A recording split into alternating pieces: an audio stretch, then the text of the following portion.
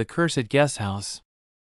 For a crucial job exam, my friends Ruby, Olive, and I arrived in Kolkata at 9 in the night. We found ourselves walking down unfamiliar streets when Ruby suggested, let's spend the night at the railway station. The exam is tomorrow morning. Why waste money on a guest house? If you want to go, you go. Rajib and I are not going, Olive retorted. No! Rajib will come with me, you don't have to come. Hey, Rajib, will you come with me? Ruby insisted. I can't find peace anywhere with you guys. And Ruby, why do you want to spend the night at the railway station? I asked, puzzled by his suggestion. Because we need extra money after the job exam tomorrow to go out and have fun. Besides, staying at a guest house will cost us 3,000 rupees for the night, and we can save that money for a full day of enjoyment tomorrow. What do you think of the idea? Ruby explained. Terrible idea. You stingy brat, you're your parents' only child, and your father has plenty of money. So why do you want to stay at the railway station? Olive exclaimed in frustration. Hey, why are you guys fighting? And Ruby, why are you saying this?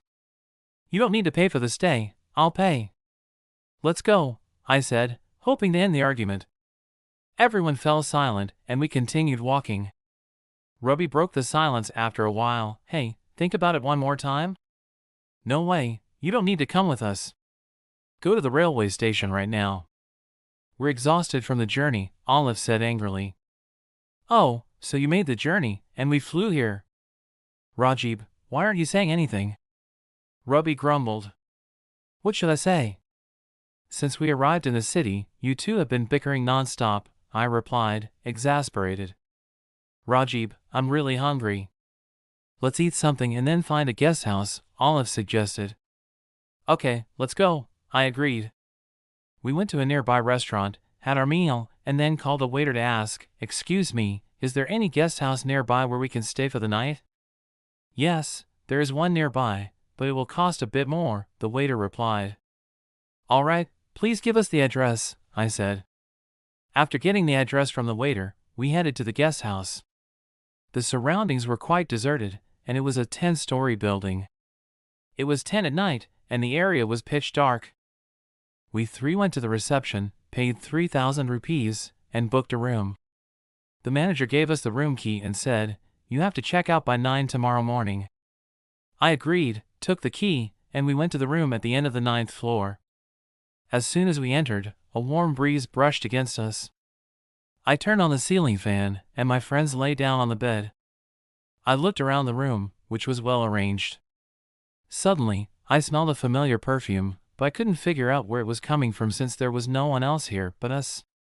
Just then, Ruby put his hand on my shoulder and said, Hey, what are you looking at? Nothing much, just checking out the room, I replied. Okay, you've seen enough. Now, freshen up, and let's sleep. Oh, and tell Auntie that we have checked into the guest house, Ruby said and left. After informing my family, I also went to the washroom. While washing my face and looking in the mirror, I felt someone move behind me. I dismissed it as nothing. After freshening up, the three of us lay down to sleep, with the dim bulb lighting the room. At 2 a.m., I woke up to the sound of someone groaning. The sound was coming from the washroom. My two friends were sound asleep. I got up and started walking towards the washroom. My body tingled with fear as the groaning sounded like a woman's voice, but there were no women here, only us three. So who was making that sound? Curiosity got the better of me. I opened the washroom door, turned on the light, and my eyes widened in shock. I saw blood everywhere, as if an animal had just been slaughtered there. The whole floor was covered in blood, but when I looked up, I saw a black shadow circling me. Fear gripped me. I ran back to the bed and started shaking Ruby and Olive awake. Eventually, they woke up, annoyed and groggy, and said, What's wrong in the middle of the night? Let us sleep in peace. Damn, I'm going back to sleep. Ruby lay back down while I told Olive about what I saw. He grudgingly agreed to check it out with me. I felt very scared, stopping frequently. Olive opened the washroom door, and when I looked inside, the floor was spotless, with no trace of blood. But why?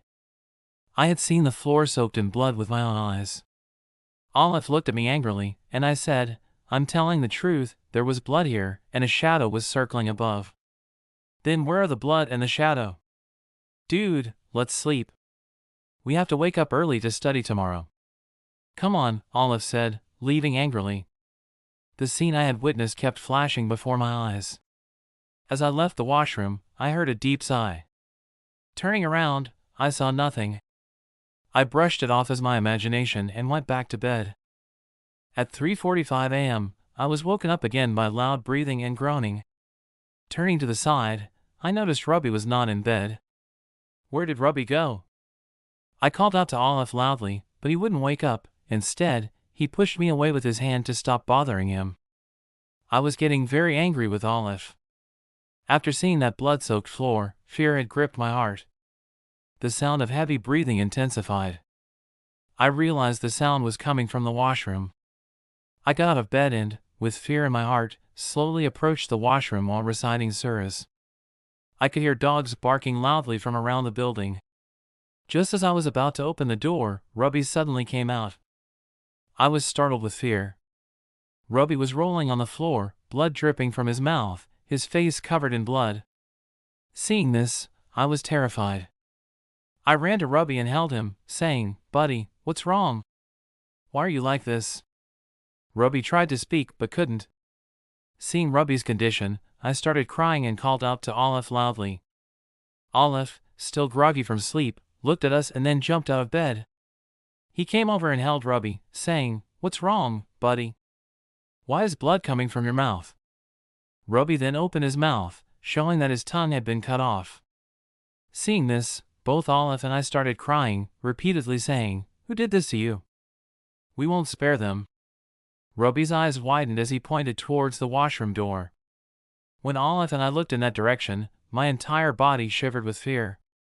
Trembling, I saw a girl in a white dress standing there with a blood-soaked knife.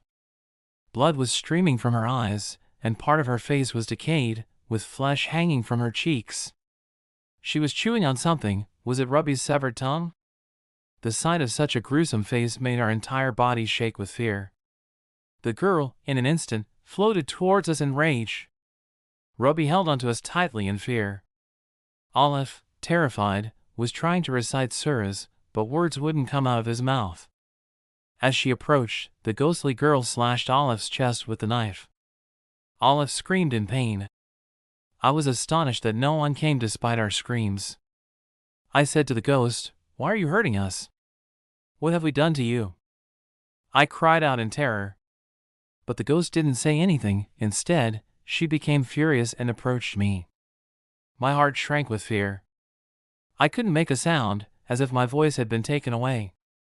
I backed up until I hit the wall. Then I saw the writing on the wall, "Cursed Guesthouse." My head started spinning. What did I just read? I remembered the ominous atmosphere of the guest house and how strangely the manager had looked at us. And we hadn't seen many people around the guest house. The few we did see had looked at us oddly. While thinking this, I didn't notice when the ghost had come close to me.